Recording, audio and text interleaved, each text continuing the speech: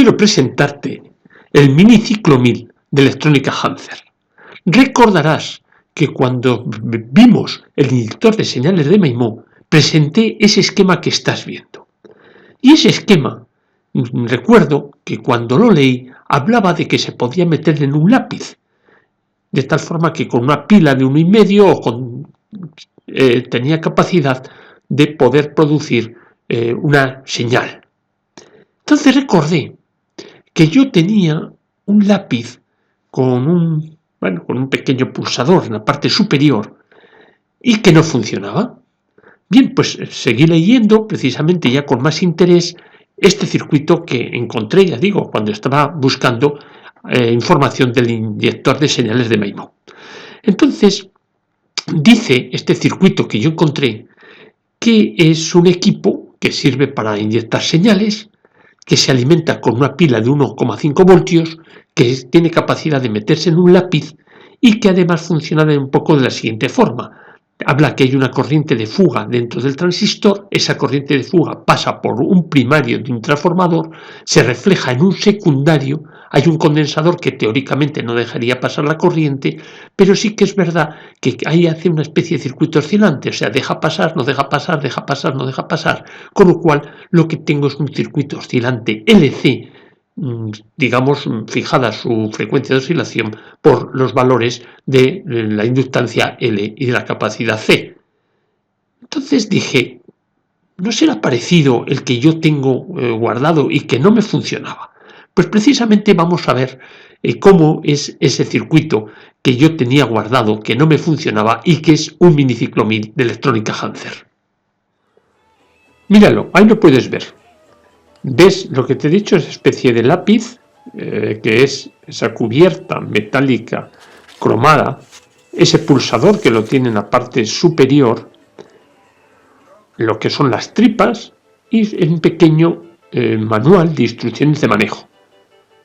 Ese lo vamos a trabajar mucho, lo que son las instrucciones de manejo, en siguientes vídeos. Ahora primero vamos a identificar y vamos a ver si este miniciclo 1000 corresponde en su circuito o es muy parecido al que yo anteriormente te presenté. Como verás, es una herramienta que en este caso estaba vendida o generada o es construida el 8 de junio de 1970. Y habrás visto en la portada que este miniciclo 1000 costaba en aquel momento 690 pesetas. Vamos a ver si eso era mucho dinero, poco dinero, digamos, actualizando esa cifra ahora. Bueno, para ello lo que he hecho es irme a la prensa. No encontré nada del año 70, pero bueno, encontré del 76, luego el producto sería ahora un poco más caro. Entonces, ¿qué referencia tomé? Una docena de huevos. Una docena de huevos en el año 76 costaban 67 pesetas, o sea, aproximadamente 0,4 euros.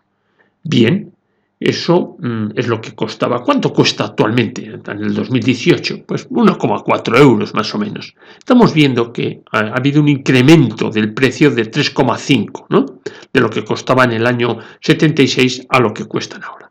Si nosotros vemos que costaba este dispositivo, lo que estamos hablando, el miniciclo 1000, que tenía un coste de 690 pesetas, el equivalente a 4,15 euros, que multiplicado por 3,5 da un precio actual de 14,5 euros.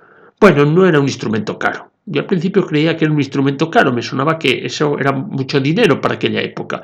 Pero bueno, si la traducción es correcta, quizá a lo mejor la docena de huevos no es lo que más ha subido. Bueno, pues el precio actual sería, pues eso, unos 20 euros. Claro, este dispositivo, 20 euros, tampoco era gran cosa, ya has visto lo que es.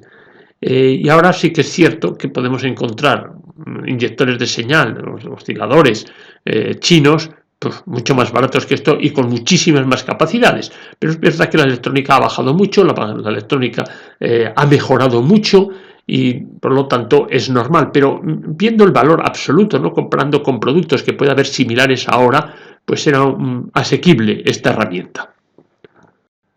Ya dije que no funcionaba, por lo tanto lo que hice fue abrirlo, tuve que romper una especie de cubierta que lleva y ahí ya me dio una alegría al ver que no tenía más que un solo transistor y al fondo, muy cerca de la punta, hay una bobina.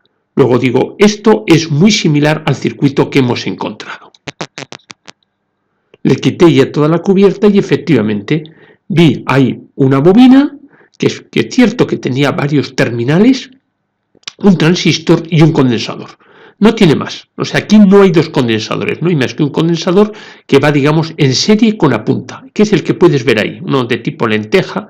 Ahí está representado, bueno, y visto. El transistor es una C128. Como puedes ver, el montaje es sencillo. Bueno, el circuito es sencillo, el montaje ya no es tan sencillo. Hay que lograr meterlo en ese lápiz y eso le da una cierta complejidad mecánica a la hora de hacerlo, y sobre todo que estamos manejando unos hilos de esa pequeña bobina que es un transformador, o sea, es lo que en el circuito has visto como un transformador. Esos hilos son muy finos y tienen su delicadeza.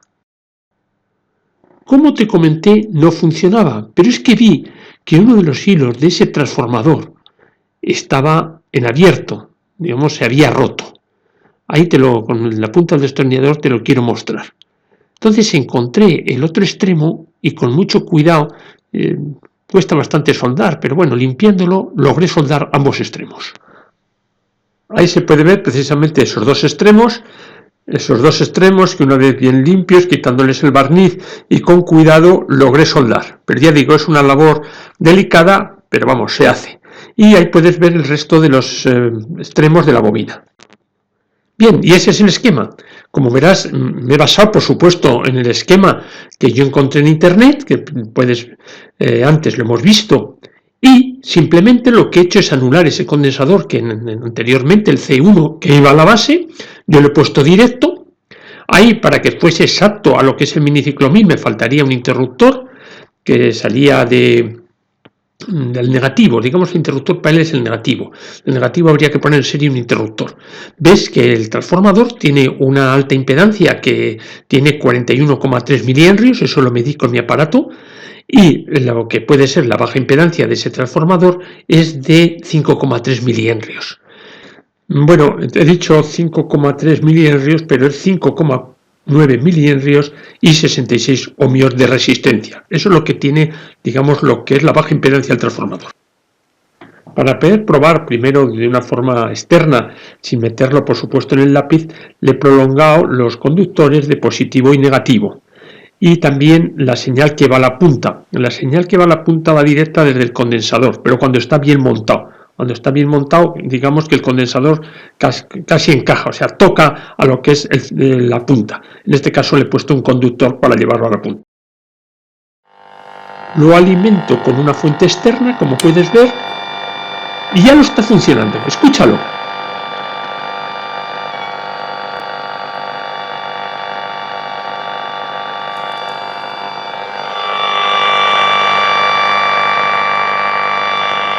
Fíjate que solamente lo he hecho es ponerlo próximo al transistor. Pues vamos a ceñirnos un poco. ¿Cómo están siendo? Ahora podemos comunicar. No, para superar.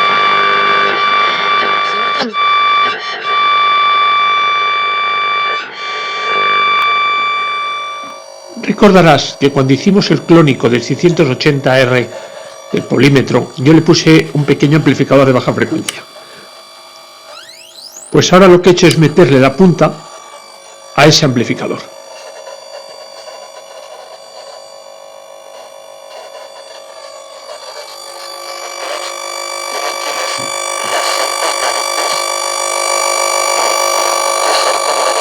Y puedes oír el ruido de baja frecuencia, el tono, el pito de baja frecuencia.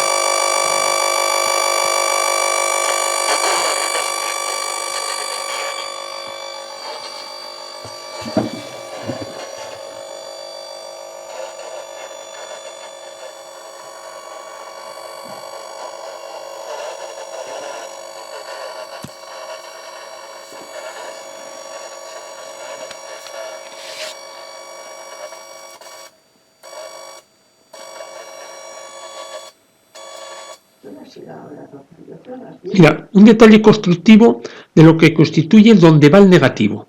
Es decir, la pila se mete de tal forma que el negativo haga contacto ahí, donde ese muelle, mientras que la parte superior donde va el pulsador va el positivo de la pila.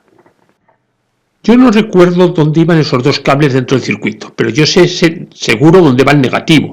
Entonces le quité incluso uno. Creo que le dejé exclusivamente el que hace contacto con lo que es el muelle. Esa especie de muelle hace contacto con la parte grande de lo que es el negativo de la pila. Ahí lo puedes ver. Puedes ver cómo esa parte negativo de la pila toca al muelle, también toca la parte de abajo. Entonces, no sé exactamente, y vuelvo a insistir, por qué tenía los dos cables. Lo reduje a uno que va a lo que es el negativo del circuito. Ahora ya entramos en el trabajo de ir metiendo todo dentro de lo que es la propia punta. Y lo que sí es cierto que iba paso a paso, intentando comprobar en todo momento que todavía me seguía funcionando. De esa forma quería asegurar que una vez integrado, una vez metido en la punta, este pequeño inyector miniciclomil me siguiese funcionando. Como ves, la prueba que lo hacía sencillamente en baja frecuencia, es decir, metía la señal a mi amplificador de baja frecuencia. En la reconstrucción, para pegar el tubo, digamos, para unir las piezas, he usado celo, no he usado otro tipo de cinta porque cuanta más gruesa es, más dificultad se tiene después para meter en el lápiz hueco. Por lo tanto, lo que he ensamblado esas piezas con celo. Ese hilo desnudo que ves es donde toma el positivo que lo coge desde la carcasa. Ya te he dicho que arriba tiene una especie de pulsador, que ese pulsador es positivo.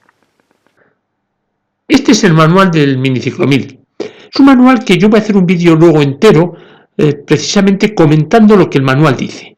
Es un ajuste completo de un receptor de amplitud modulada que contiene bastantes errores, pero de los errores también se puede sacar precisiones. Y creo que puede ser muy didáctico y creo que el próximo vídeo será precisamente el intentar ajustar, ya veremos, y pongo entre comillas el ajustar, un receptor de amplitud modulada con el miniciclomil. Y por último, vamos a ver las características que el fabricante da de este aparato. Bueno, él dice que la frecuencia del impulso es 1 kilociclosegundo, es decir, 1 kilohercio. Bueno, la duración del impulso 20 picosegundos, es decir, parece que es un impulso muy corto. Por supuesto que un impulso muy corto genera muchos más armónicos, es mucho más espectro de la frecuencia. En otro momento me parece que llega a decir que llega hasta 50 MHz, es decir, ese impulso da tal serie de armónicos que por supuesto empieza en la baja frecuencia y termina en 50 MHz. Luego, habla que la tensión sin carga que saca es de 75 voltios. A mí me parece exagerada, pero luego se permite hacer una tabla que dependiendo de la resistencia de carga que tiene, pues por supuesto cae esa tensión. Vuelvo a insistir, 75 voltios me parece exagerada. Te voy a leer una frase que de alguna forma resume los errores que se convierten en se dicen en este manual del miniciclomil. Y la frase es: cuando el miniciclomil se acopla a un circuito oscilante, conforme figura 1, se convierte en un generador que oscila a frecuencia dependiente del circuito oscilante. Eso no es verdad.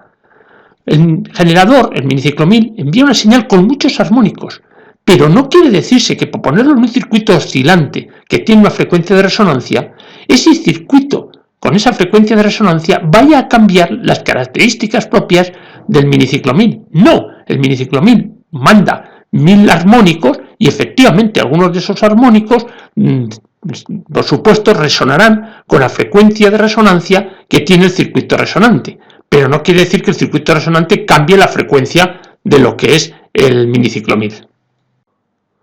Quiero recordar que si nosotros tenemos una señal en el dominio del tiempo que sea una delta de Dirac, es decir, una señal que no tiene ningún grosor, un impulso en ese instante, si nosotros pasamos al dominio de la frecuencia mediante una transformada de Fourier, veremos que el dominio de la frecuencia lo ocupa todo. Y eso es muy válido, porque él lo que intenta hacer precisamente es un impulso de una mínima duración. Mira, y esto es lo que se puede ver en el osciloscopio. Como ves, cada 1400 hercios, o sea, con esa frecuencia, ahí hay un impulso muy estrecho, según él, una duración de 20 picosegundos. Esto, claro, genera armónicos todos, y armónicos que sean sensibles, como dice el prospecto, pues llegan hasta 50 MHz. La frecuencia exacta, y lo está dando, es 1490, alrededor de eso. Sí que es verdad que la tensión de pico, él habla de 3 voltios y pico, no veo los 75 voltios que él dice. Bueno, pues esto es todo. Hemos visto con bastante detalle lo que es este miniciclomil, hecho por la casa Hanser de Barcelona en el año 70 y que se usaba precisamente como un generador de señales para el ajuste de receptores. Como el manual, ya digo, contiene unos errores muy curiosos, nos va a servir para nosotros intentar ajustar un receptor o por lo menos ver si sirve para algo en próximos vídeos. Deseo te haya gustado. Muchas gracias.